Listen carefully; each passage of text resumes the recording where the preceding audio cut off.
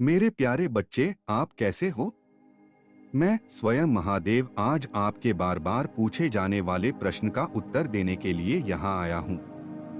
जब भी आप प्रार्थना कर रहे होते हैं या जब भी किसी ने आपको चोट पहुँचाई हो या फिर जब भी आप अपने जीवन के कठिन दौर का सामना करते हैं, तो यह प्रमुख प्रश्न होता है जो आप मेरी ओर देखते हैं और मुझसे अक्सर पूछते हैं। हे भगवान, क्यों? हे ईश्वर, मैं ही क्यों? हमेशा मुझे ही क्यों कठिनाइयों के सामना करना पड़ता? क्यों इतना तकलीफ झेलना पड़ता है? क्यों इतने दर्द सहना पड़ता है? मानो जब भी आपके जीवन में कोई नुकसान होता है, जब भी आप हर्ट होते हैं, जब भी आप असफल होते हैं, जब भी आप या आपके प्रियजन बीमार पड़ते हैं, तो आप दर्द देने के लिए मुझ पर उंगली उठाना और मुझसे ईश्वर से सवाल जरूर करते हैं। जब कोई आपकी पीठ में छुरा घोंपता है या आपके साथ विश्वासघात करता है या आपको अपने फायदे के लिए इस्तेमाल करता है, तो आप असहाय, निराश और ठगा हुआ महसूस करते हैं। लेकिन आपने कभी हार नहीं मानी और आप दर्द से ऊपर उठकर फिर से लगड़े हैं, एक योद्धा के तरह उठ खड़े होते हैं और अपने सामने आने वाली हर एक चुनौतियों का सामना करते हैं, डटकर मुकाबला करते हैं। मैं आपको देख बेहद गर्व महसूस करता हूँ, मेरे बच्चे। अधिकतर आप अपने प्रियजनों से ही हर्ट और बिट्रेड फील करते हैं। यही है ना मेरे बच्चे? किसी तीसरे व्यक्ति में आपको नुकसान पहुंचाने या चोट पहुंचाने की शक्ति कभी नहीं है। यह आपका अपना दायरा, आपका परिवार, आपके दोस्त, आपके प्रियजन ही हैं जो आपको प्रभावित करते हैं। इसी तरह जब भी आप खुद को इतना अकेला या बिल्कुल टूटे हुए महसूस कर रहे हों, तब भी आप ऊपर उठने और आगे बढ़ने की आशा की किरण मिल ही जाती है। मेरे प्यारे बच्चे, आशा की वह किरण कोई और नहीं बल्कि स्वयं मेरे द्वारा ही दिया गया है।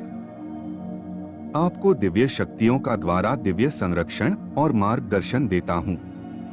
आप इस दुनिया में कभी अकेले ना ही थे और नहीं हैं। संपूर्ण ब्रह्मांड हमेशा आपकी देखभाल कर रहा है। यकीन मानो, मैंने आपके लिए स्वर्गदूतों को आपके लिए नियुक्त किया गया है और आपको हमेशा मार्गदर्शन और सुरक्षा दी जाती है। मेरे प्यारे बच्चे, आज इस संदेश के माध्यम से मैं आपको आपके और आपके रिश्तों के बारे में सच्चाई बताना चाहता हूँ। इस दुनिया में पैदा हुए सभी लोग हमेशा दुनिया भर में करोड़ों करोड़ों लोगों से घिरे रहते हैं। लेकिन जब आप उन लोगों को गिनने की कोशिश करते हैं जिनसे आप प्यार करते हैं, जिन लोगों को आप पसंद करते हैं, जिन लोगों से आप नफरत करते हैं या जिन लोगों के बिना आप नहीं रह सकते या फिर जिनके बिना आप जी नहीं सकते, तो वे केवल उंगलियां में गिनने योग्य संख्याएं हैं। कुछ लोगों के लिए उनके माता पिता, भाई बहन, दोस्त, रिश्तेदार, चचेरे भाई बहन, सहकर्मी के रूप में आपके जीवन का प्यार, आपके पर्सन जैसी खूबसूरत आत्माएं प्राप्त होते हैं। कुछ लोगों के लिए यह एक अभिशाप प्रतीत होता है, मेरे बच्चे, क्योंकि उन्हें लगता है कि लाखों खरबों लोगों से भरी इस दुनिया में वे बिल्कुल अकेले हैं। सारे रिश्ते नाते होने के बावजूद उनका कोई अपना नहीं है। मेरे प्यारे बच्चे, मैं तुम्हें यह बताना चाहता हूँ कि प्रत्येक व्यक्ति के जीवन काल में उनके लिए 3 प्रकार के आत्मा संबंध होते हैं। ये प्रमुख 3 प्रकार के आत्मा संबंध आपके सामने आते हैं। एक है सोलमेट कनेक्शन, दूसरा है कार्मिक कनेक्शन यानी कर्मिक संबंध, और तीसरा और रेयर टाइप का कनेक्शन है ट्विन फ्लेम कनेक्शन। मेरे प्यारे बच्चे, आत्मा संबंध को आत्माओं के बीच अनुबंध के रूप में देखा जा सकता है, जिस पर आत्मा के पुनर्जन्म से पहले उच्च स्वयं के बीच सहमति होती है। मूल रूप से आत्माएं पृथ्वी पर आने के बाद एक दूसरे से मिलने और किसी प्रकार की बातचीत करने के लिए सहमत होती हैं। ये पूर्व निर्धारित हैं और तुम्हें इसे समझना ही होगा। आमतौर पर इसे दिव्य समय द्वारा अनलॉक किया जाता है, जिसका अर्थ है कि जब आप उस विशिष्ट आत्मा के साथ प्रतिध्वनित होते हैं जिससे आप मिलना चाहते हैं या वह अनुभव जिसे आप साझा करना चाहते हैं। आपसे मिलने वाली प्रत्येक आत्मा एक उद्देश्य के साथ आपके जीवन में प्रवेश करती है। There is nothing like coincidence. Every single thing is predestined, my child. आपके जीवन में किसी व्यक्ति की उपस्थिति का उद्देश्य बहुत भिन्न हो सकता है, क्योंकि यह उस पाठ पर निर्भर करता है जिसे आत्मा ने यानी आपने सीखने के लिए चुना है या जिस रास्ते पर आपने चलना चुना है। मेरे प्यारे बच्चे, आत्मा संबंध यानी सोल कनेक्शन के 3 मुख्य प्रकार हैं: ट्विन फ्लेम, सोलमेट एंड कार्मिक रिलेशनशिप। इन विभिन्न प्रकार के कनेक्शन के बीच के अंतर को समझने का प्रयास करें। मैं आपको कार्मिक रिलेशनशिप के बारे में बताता हूँ। कार्मिक रिलेशनशिप वे आत्माएं हैं जो कर्म पाठ सीखने और एकीकृत करने में हमारी मदद करने के लिए हमारे जीवन में प्रवेश करती हैं। ये रिश्ते अपनी प्रकृति में बहुत भिन्न हो सकते हैं, क्योंकि ये किसी भी प्रकार के रिश्ते हो सकते हैं, चाहे वे प्रेमी हो, दोस्त हो, परिवार हो, सहकर्मी हो। ये लोग हमें एक निश्चित कर्म दिखाने और सबक सीखने में मदद करने के लिए हैं। किसी पूर्वजन्मों में जो भी कर्मा था उसे बैलेंस करने या कर्मा वापस देने आई हो। ये रिश्ते अक्सर दर्दनाक होते हैं। वे सहज और आसान कनेक्शन के रूप में शुरू हो सकते हैं और ऐसे तरीकों से समाप्त हो सकते हैं जो बहुत अप्रिय, बहुत दुखद हो सकते हैं, आपको पूरी तरह से चकनाचूर और टूटा हुआ बना सकते हैं। मुद्दा यह है कि आप विशिष्ट कर्म के माध्यम से अपना काम करते हैं और पाठ को एकीकृत करते हैं ताकि हम इससे बाहर निकल सकें। कर्मा का मुद्दा यह है कि आत्मा वास्तव में हमेशा खुद को कर्मा से मुक्त करने और उसे मुक्त करने के लिए तत्पर रहती है, ताकि वह कर्मा के चक्र से हमेशा हमेशा के बाहर निकल सकें।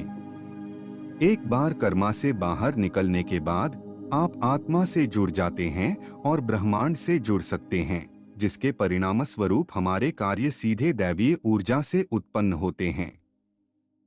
जब क्रिया स्वतः स्फूर्त और सहजता से होती है, सीधे ईश्वर की ओर से निर्देशित होती है, तो कोई और कर्म नहीं बनता है। इसलिए आप कार्मिक रिलेशनशिप को सहायक के रूप में देख सकते हैं, जो आपको यह दिखाने के लिए आते हैं कि कर्मिक चक्र से कैसे बाहर निकलना है, ताकि आप कर्मिक चक्र से ऊपर उठ सकें। इससे आपकी आत्मा मुक्त हो जाती है।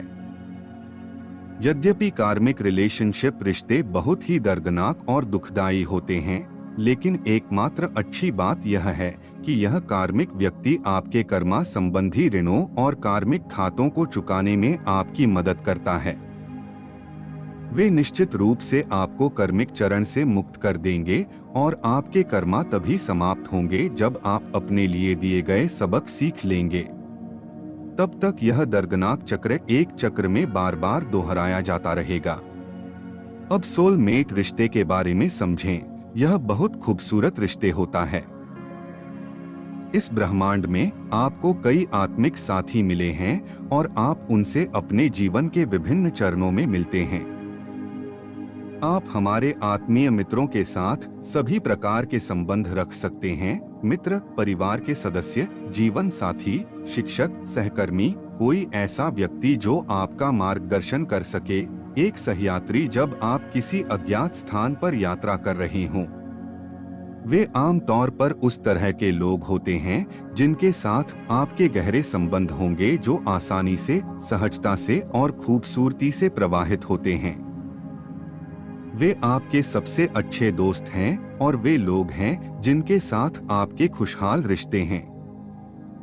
जब आप खुश महसूस करते हैं, जब आप दुखी महसूस करते हैं, जब आप आहत महसूस करते हैं, जब आप उत्साहित महसूस करते हैं, जो भी भावनाएं आपके मन में होती हैं, जिन्हें आप अपने आत्मीय साथी के साथ साझा करना चाहते हैं, वे आपके पास जाते हैं। यदि आपका किसी के साथ विशेष रूप से गहरा संबंध है, उस प्रकार का संबंध जब आप सहजता से एक दूसरे के साथ क्लिक करते हैं, तो यह आपके आत्मा परिवार का हिस्सा हो सकता है। अपने आत्मीय मित्रों के साथ आप बहुत सहज महसूस करते हैं, भले ही आप उस व्यक्ति से अभी अभी मिले हों, क्योंकि उनकी ऊर्जा आपकी आत्मा से बहुत परिचित है।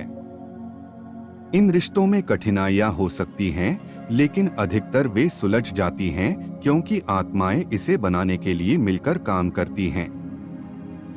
सोलमेट रिश्तों का तत्व पानी है, इसलिए वे बहते हैं, वे सहज हैं, वे आपकी आत्मा को शांत करते हैं। तीसरा और बहुत ही rare type of soul connection है ट्विन फ्लेम कनेक्शन। जैसा कि नाम से पता चलता है, ट्विन फ्लेम संबंधों का तत्व अग्नि है। यह अब तक का सबसे गहरा आत्मिक बंधन है। ट्विन फ्लेम एक दूसरे के साथ सभी आत्मिक विशेषताओं के साथ साथ बहुत गहरे आत्मा संबंध को साझा करती हैं। ट्विन फ्लेम समान आत्मा गीत, समान मूल ऊर्जा साझा करती हैं। ट्विन फ्लेम्स दो जिस्म एक जान होते हैं, जैसे हम यानी शिव शक्ति, राधे कृष्णा। वे एक ही आत्मा हैं जो स्वयं को दो दृष्टिकोणों से अनुभव कर रही है, जैसे आत्मा की यिन और यांग। पूरे ब्रह्मांड में आपके पास केवल एक ही ट्विन फ्लेम है, जिसमें आपके कई आत्मीय साथी और कर्म संबंध हो सकते हैं। आपकी ट्विन फ्लेम आपका आदर्श दर्पण और आपकी ऊर्जाओं का पूर्ण पूरक है। ट्विन फ्लेम दो शरीरों में एक आत्मा है। आध्यात्मिक दृष्टिकोण से वे एक स्त्रीत्व और एक मर्दाना ध्रुव के माध्यम से विद्यमान हैं। जैसा कि मैंने कहा, ये रिश्ते आग हैं। ये बेहद प्रगाढ़, भावुक और गहरे हैं। ट्विन फ्लेम रिश्ते अक्सर बहुत गहरे होते हैं। इसका दोहरा उद्देश्य होता है। एक तरफ समकक्षों के बीच मजबूत आकर्षण उन्हें अपने आंतरिक काम करने के लिए प्रेरित करेगा ताकि वे एक साथ रह सकें। दूसरी ओर कुंडलिनी ऊर्जा, जिसे हम अपने ट्विन फ्लेम के साथ साझा करते हैं, अत्यधिक शक्तिशाली है और इस प्रकार हमारे लिए सभी स्तरों पर आपकी ट्विन फ्लेम के साथ एकजुट होने की तीव्र इच्छा महसूस करना उतना ही स्वाभाविक है जितना कि इसका अस्तित्व है। एक बार जब कुंडलिनी ऊर्जा पूरी तरह से ऊपर चढ़ जाती है, तो आप अपनी ट्विन फ्लेम और दिव्य शक्तियों के साथ आंतरिक मिलन में प्रवेश करते हैं और इसे एक आनंददायक, संभोग अनुभव के रूप में अनुभव किया जाता है। चूंकि आपकी ट्विन फ्लेम आपके स्त्रीत्व के लिए पुल्लिंग या स्त्रीलिंग है, इसलिए यौन बंधन उतना ही प्राकृतिक, निर्दोष और मजबूत है जितना कि ब्रह्मांडीय पुल्लिंग और स्त्रीत्व के बीच चुंबकीय और विद्युत बंधन। प्रेम के आलिंगन में हमेशा के लिए एकजुट कुंडलिनी ऊर्जा को जागृत करना और उसकी असेंशन के प्रक्रिया में मदद करेंगे। ट्विन फ्लेम द्वारा साझा किया जाने वाला प्यार वह आग है जो सभी भ्रमों को जला देती है और हमें बिना शर्त प्यार में आजाद कर देती है। आपकी ट्विन फ्लेम वह ऊर्जा है जो हमें आपके हायर सेल्फ और डिवाइन लव के प्रति जागृत करने के लिए आती है और जो आपके असेंशन प्रक्रिया के दौरान हमारा समर्थन करती है। ट्विन फ्लेम साथ साथ चलती हैं क्योंकि वे स्पिरिचुअल असेंशन और अपने हायर सेल्फ और अपनी एकीकृत आत्मा के साथ संरेखित होने के लिए ठीक हो जाती हैं। आपकी ट्विन फ्लेम की उपस्थिति आत्मा के स्तर पर लगातार महसूस की जाती है क्योंकि वे हमेशा से एक दूसरे के अंदर रहे हैं। बंधन की तीव्रता के कारण ट्विन फ्लेम रिश्ते बहुत उतार चढ़ाव वाले हो सकते हैं और शारीरिक स्तर पर इन्हें बनाए रखना मुश्किल हो सकता है। जब आप अपनी ट्विन फ्लेम से मिलते हैं और उसके साथ बातचीत करते हैं, तो आपकी विकासवादी कुंडलिनी ऊर्जा उत्तेजित, जागृत और सक्रिय हो जाती है। यह एक गहरी उपचार प्रक्रिया को प्रेरित करती है जो दर्दनाक, थकाऊ और विनाशकारी हो सकती है। कुंडलिनी ऊर्जा का आरोहण आपके ट्विन फ्लेम रिश्ते का उद्देश्य है। जब कुंडलिनी पूरी तरह से जागृत हो जाती है और स्थायी रूप से असेंड हो जाती है, तो आप अपने हायर सेल्फ, आपकी ट्विन फ्लेम और भगवान के साथ पूरी तरह से जुड़ जाते हैं। ट्विन फ्लेम कभी अलग नहीं होती। आध्यात्मिक दृष्टिकोण से ट्विन फ्लेम हमेशा एकजुट रही हैं और हमेशा रहेंगी। जब आत्मा द्वंद्व का अनुभव करने के लिए विभाजित हुई तो उन्हें एक साथ बनाया गया था, ताकि वह एकता की ओर वापस जाने का मार्ग अनुभव कर सके। इसका उद्देश्य सामूहिक रूप से अलगाव की मानसिकता को ध्वस्त करना और पृथ्वी और मानवता को एकता की चेतना में स्थापित करने में मदद करना है। जब ट्विन फ्लेम शारीरिक रूप से मिलती हैं, तो यह हमेशा शारीरिक रूप से पुनर्मिलन के उद्देश्य से होती है। यदि आपको अपनी ट्विन फ्लेम से मिलने का सौभाग्य मिला है, तो अपने आप को याद दिलाएं कि आप कितने भाग्यशाली हैं कि आप इस तरह के उग्र, मजबूत और आत्माघरे प्यार को महसूस करने और अनुभव करने में सक्षम हैं। यकीन मानो ट्विन फ्लेम कनेक्शन हर किसी को नहीं मिलती। कुछ पुण्य आत्मा जिसे ईश्वर खुद चुनते हैं, उन्हें ही यह ट्विन फ्लेम कनेक्शन दी जाती हैं। यह भी याद रखें कि यह रिश्ता वही है जो आप इसे बनाते हैं। अन्य आत्मा संबंधों के विपरीत आप दूसरे शरीर में अपनी ट्विन फ्लेम हैं, इसलिए वे हमेशा आपको वही दिखाते हैं जो आपके भीतर है। सरल भाषा में, यदि खुद को प्यार और इज्जत देंगे, वो भी आपको वही प्यार और सम्मान देंगे। यदि आप कुछ विपरीत करें, तो वही आपको उनसे भी मिलेगा। आप अपनी ट्विन फ्लेम, जो बंधन की प्रकृति है, के साथ आनंदमय प्रेम, एकता और सद्भाव का अनुभव करना चाहते हैं, तो आपको प्रेम और एकता की आवृत्तियों के साथ तालमेल बिठाना होगा। मेरे प्यारे बच्चे, मुझे आशा है कि आपने अपने आसपास के लोगों के साथ अपने संबंधों और उनके साथ सोल कनेक्शन के संबंध के प्रकार के बारे में जान लिया है। हमेशा याद रखें, जैसे अन्य लोग सोलमेट या ट्विन फ्लेम या कार्मिक कनेक्शन निभाते हैं, वैसे ही आप भी किसी के कर्म कनेक्शन, किसी के ट्विन फ्लेम या सोलमेट हैं। यह एक दैवीय प्रक्रिया है। इसे समझने का प्रयास करें और अवतार में आपके लिए जो सबक है उसे सीखें।